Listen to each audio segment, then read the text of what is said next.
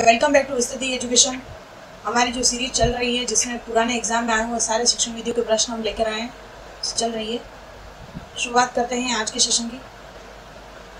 सबसे पहला क्वेश्चन है, सतत एवं व्यापक मूल्यांकन का उद्देश्य नहीं है। सब पूछा गया कौन सा उद्देश्य नहीं है। चार ऑप्शन पढ़ते हैं। मूल्यांकन को नियमित एवं समग्र बनाना, ये सही है। मूल्यांकन को रटने की बजाय समझने पर बल देना, यह भी उद्देश्य है। मूल्यांकन में शिक्षक की भूमिका को कम करना, यह मूल्यांकन सतत एवं व्यापक मूल्यांकन का उद्देश्य नहीं है। मूल्यांकन में निदान और उपचार को प्रोत्साहित करना, तो जो अपना आंसर हो जाएगा ऑप्शन नंबर 3 हो जाएगा। नेक्स्ट क्वेश्चन देखेंगे, चित्र विस्तारक यंत्र किस प्रकार की सहायक सामग्री है। सबसे पहले हम देखते हैं सहायक सामग्री को। सहायक सामग्री 3 प्रकार की होती है।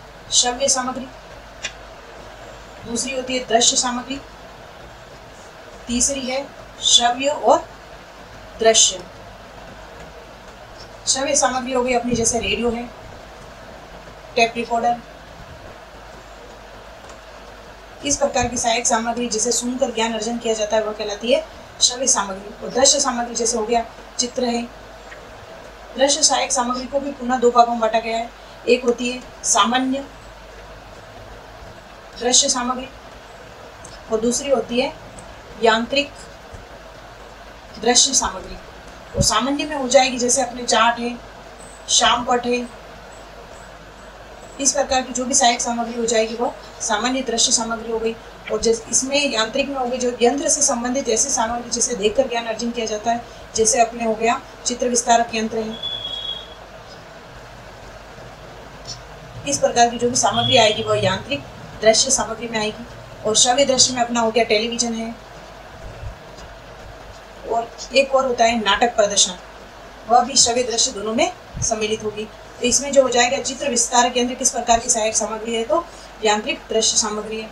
नेक्स्ट क्वेश्चन देखेंगे, सतत एवं व्यापक मूल्यांकन पर प्रभावी रूप से बल दिया गया। तो सतत एवं व्यापक मूल्यांकन है, पहले मूल्यांकन वर्ष में 1 बार किया जाता था, लेकिन सतत एवं व्यापक मूल्यांकन का आशय है कि प्रतिदिन मूल्यांकन किया जाता है बालक का। और यह किया था राष्ट्रीय शिक्षा नीति 1986 द्वारा, जिससे प्रभावी रूप से इस पर बल दिया गया है।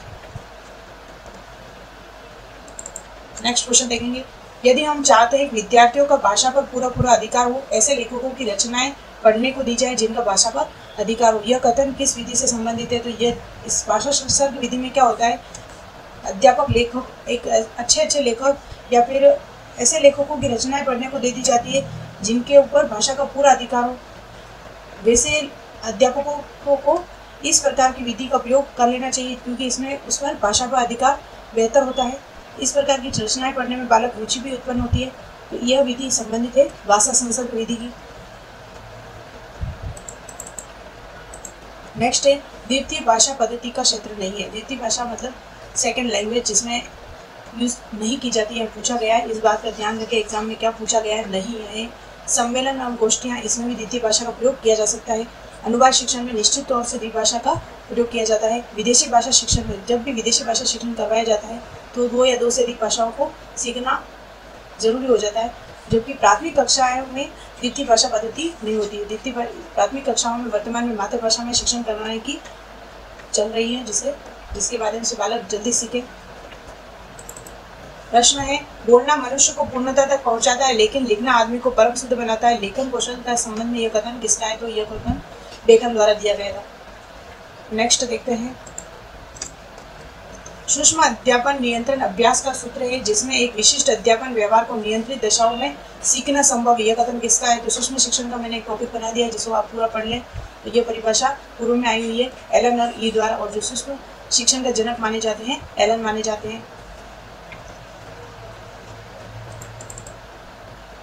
नेक्स्ट क्वेश्चन है, यहाँ पे मिसप्रिंट हो गया, यहाँ पे सूक्ष्म शिक्षण है। सूक्ष्म शिक्षण चक्र की अवधि क्या है, तो जो एनसीईआरटी की जो चक्र विधि है वह है 36 मिनट एनसीईआरटी, और जो एलन द्वारा दिया गया सूक्ष्म शिक्षण का चक्र है वह है 42 मिनट। और चक्र को हम देखते हैं, आप विस्तार से देखें। इसमें किस प्रकार का सबसे पहले बनाई जाएगी पाठ योजना, और पाठ योजना का किया जाएगा शिक्षण। शिक्षण के बाद की जाएगी उसकी प्रतिपुष्टि। प्रतिपुष्टि के बाद बनाई जाएगी पुनः पाठ योजना, और पुनः पाठ योजना के बाद किया जाएगा पुनः शिक्षण। और पुनः शिक्षण के बाद होगी पुनः प्रतिपुष्टि। इस प्रकार का ये चक्र पूरा सूक्ष्म शिक्षण का चलता रहता है, जिसमें 6 मिनट का शिक्षण, 6 मिनट की प्रतिपुष्टि, 6 मिनट का पुनः शिक्षण और 12 मिनट का बीच में पुनः पाठ्य योजना बनाने के लिए समय दिया जाता है। इसमें से पूछ लेते हैं शिक्षण के लिए कितने मिनट का समय है। ये जो भी शिक्षण चक्र बताया वो मैंने NCERT का बताया, ध्यान में रखें आप। नेक्स्ट क्वेश्चन है, इकाई योजना का पद नहीं है, इस बात को ध्यान में रखें। क्या पूछा गया है? प्रस्तावना प्रश्न लिखना है पद। संपूर्ण इकाई को उप विभागों में बांटना। इकाई योजना में सभी ये जो इकाई होती है उन्हें उप भागों में बांटा जाता है। उप विभागों के उद्देश्य निर्धारित किया जाता है। जो भी विभाग बांटे हैं उनके उद्देश्य निर्धारित करना भी है। शिक्षक शिक्षार्थी क्रियाएं निश्चित नहीं करना, ये पूरा एजिटेट नहीं किया जाता है, क्योंकि शिक्षक शिक्षार्थी की क्रियाएं निश्चित नहीं की जा सकती पूर्व में ही। इकाई योजना का यह पद कैंसिल हो गया इसमें। नेक्स्ट क्वेश्चन देखें, श्रुति लेखन विधि का उद्देश्य नहीं है। श्रुति लेखन विधि होती क्या है? अध्यापक आदर्श वाचन करता है और छात्र सुनकर उसे लिखते हैं और लिखने के पश्चात फिर उनका परिणाम या परीक्षण किया जाता है। इस प्रकार ये किया जाता है श्रुति लेखन विधि। तो श्रुति लेखन में लेखन गति का विकास होता है, सही बात है। वाचन गति का विकास, ये ऑप्शन इसमें गलत हो जाएगा। एकाग्रता का विकास, अध्यापक बोलेगा और छात्र सुनेगा तो उसमें एकाग्रता का विकास होना निश्चित है। शुद्ध व स्पष्ट लेखन का विकास, इसमें लेखन का विकास होता है। तो इसमें जो कथन हो जाएगा वाचन गति का विकास, ये इससे संबंधित नहीं है। नेक्स्ट देखेंगे, फलानीन बोर्ड का प्रयोग होता है। मैंने देखा था सबसे पहले फलानीन बोर्ड, 3 प्रकार के बोर्ड देखने को मिलते हैं विद्यालय में। एक होता है फलानीन बोर्ड, दूसरा होता है बुलेटिन बोर्ड और एक सामान्य बोर्ड जिसे हम कहते हैं शामपट। शामपट का कार्य हम जानते हैं, शिक्षक विशेष प्रकरण वगैरह समझाने के लिए शामपट का प्रयोग करता है। बुलेटिन का प्रयोग किया जाता है सूचनाओं को प्रदर्शित करने के लिए। किसी भी प्रकार की जो भी सूचना होती है अध्यापक या छात्र दोनों के लिए, वो बुलेटिन बोर्ड पर की जाती है। इसका हिंदी में नाम सूचना पट भी कहते हैं इसको। तीसरा होता है फलानीन बोर्ड। सबसे पहले इसे फलानीन बोर्ड क्यों कहते हैं? क्योंकि इसका जो बोर्ड का जो कपड़ा होता है वो फलानीन नामक कपड़े का होता है, इसलिए इसे फलानीन बोर्ड कहते हैं। ये एक प्रकार का खुदरा कपड़ा होता है। इसके ऊपर चित्रों को प्रदर्शित करने के लिए, चित्रों को प्रदर्शित करने की एक सहायक सामग्री के रूप में इसका प्रयोग किया जाता है। कोई भी जैसे A4 एप्पल समझाना है तो अध्यापक यहाँ पर A का पूरा ये चित्र होगा, एप्पल का चित्र, और दोनों को प्रदर्शित करने के लिए प्रयोग किया जाता है। तो इसमें ऑप्शन नंबर 3 अपना सही हो जाएगा। लेखन कार्य के लिए शामपट का, फिल्म पट्टी का इससे संबंधित नहीं है। शिक्षण सहायक सामग्री का भी वीडियो बन चुका है, मैंने प्लेलिस्ट में जाकर आप देखें। अनुकरण वाचन के भेद कितने होते हैं? तो ये सामान्य सा प्रश्न है। अनुकरण वाचन के कितने भेद होते हैं? तो 2 भेद होते हैं। नेक्स्ट देखेंगे, समवाय प्रणाली में शिक्षण होता है। समवाय प्रणाली ऐसी होती है जिसमें गद्य व पद्य, हमने देखा था, हमने एक अभी विधि पढ़ी है जिसमें आगमन विधि पढ़ी है, और आगमन विधि का ही रूप माना जाता है समवाय प्रणाली को।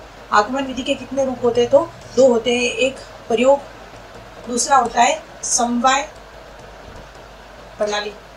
और समवाय प्रणाली में क्या होता है? गद्य और पद्य का जब भी शिक्षण करवाया जाता है उसके साथ साथ आए हुए वर्णों में व्याकरण शिक्षण भी साथ साथ करवा दिया जाता है। यह कहलाती है समवाय प्रणाली।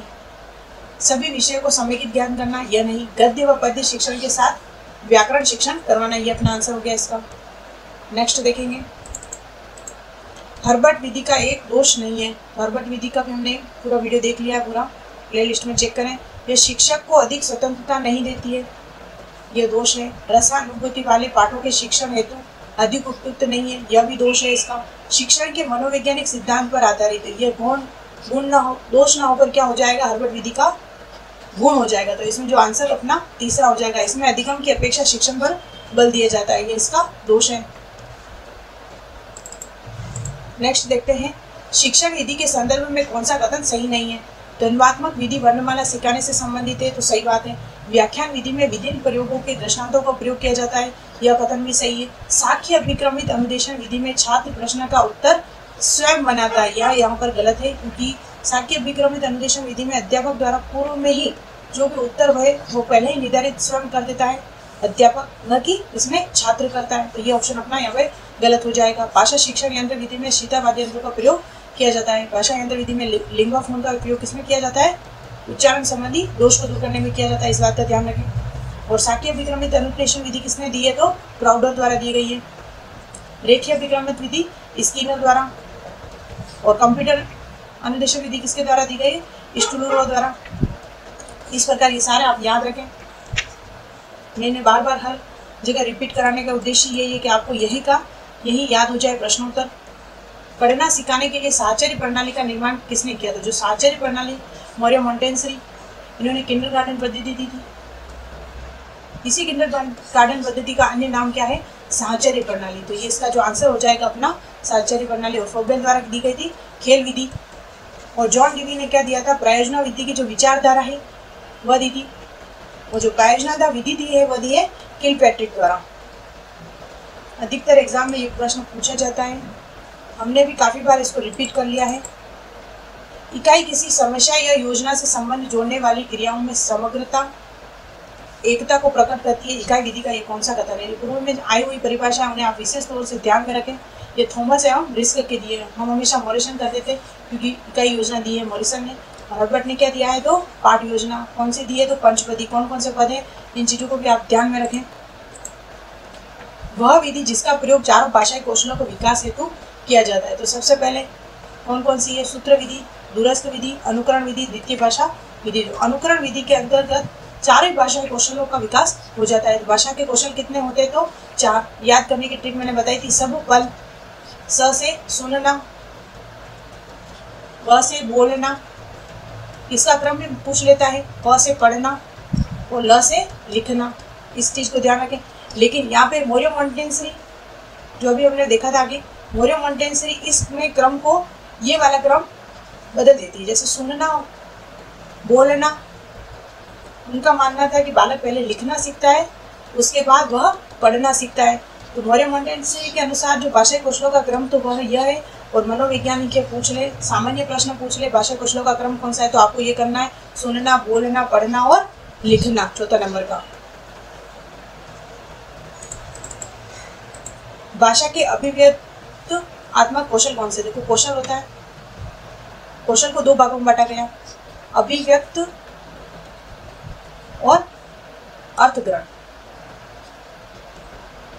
अभिव्यक्त मतलब अपने किसी भी विचारों का यदि हम प्रेक्षण कर रहे हैं, विचारों को प्रस्तुत कर रहे हैं तो अभिव्यक्त करना होता है। और विचारों को, किसी भी चीज को हम ग्रहण कर रहे हैं, पढ़ रहे हैं, समझ रहे हैं, अपने अंदर उतार रहे हैं तो वो हो जाएगा अर्थग्रहण। और अभिव्यक्त हम किस प्रकार कर सकते हैं? सुनकर क्या होगा? तो सुनकर हम क्या करेंगे? अर्थग्रहण करेंगे। सुनना इसमें आ गया। बोलना, यदि हम बोल रहे हैं तो किसमें आएगा? अपनी विचारों को क्या कर रहे हैं? अभिव्यक्त कर रहे हैं। पढ़ना, किसी भी पढ़ रहे हैं और तो पढ़ने से क्या होगा? हमें अर्थग्रहण कर रहे हैं। और लिखना, लिखना किसमें आ जाएगा? अभिव्यक्त, अपने विचारों को लिख कर प्रस्तुत करें। इस चीज को आप ध्यान में रखें। अभिव्यक्त कौन सा है, अर्थग्रहण कौन सा है, पूरा समझकर इस प्रश्न को करें। तो इसमें अपना क्या आ जाएगा? इसमें पूछा गया अभिव्यक्तात्मक कौशल कौन कौन से, तो बोलना और लिखना। इसमें ऑप्शन थोड़ा गलत दे दिया, तो अपना ऑप्शन नंबर 2 इसमें देख लेते हैं। उपचारात्मक शिक्षण की सफलता मुख्यतः निर्भर करती है। उपचारात्मक शिक्षण, सबसे पहले निदान। निदान क्या होता है? किसी भी वस्तु से कठिनाइयों को जानना और जानने के बाद शिक्षण विधियों का प्रयोग करके उसका उपचार किया जाता है, वह कहलाता है उपचारात्मक शिक्षण। बच्चों की समाज सांस्कृतिक पृष्ठभूमि इससे संबंध नहीं है। समस्याओं की पहचान पर है, बच्चों की भाषा त्रुटियों की सूची बनाने पर नहीं, समस्याओं के कारणों को सही पहचानने पर। तो ये जो उपचारात्मक शिक्षण मुख्यतः निर्भर तभी करेगा जब यदि उसका निदान सही किया गया हो, उसके कारणों का सही पहचान किया गया, तभी उपचार उसका संभव है। आज के सेशन में इतना ही। Thank you so much. Like, share, subscribe.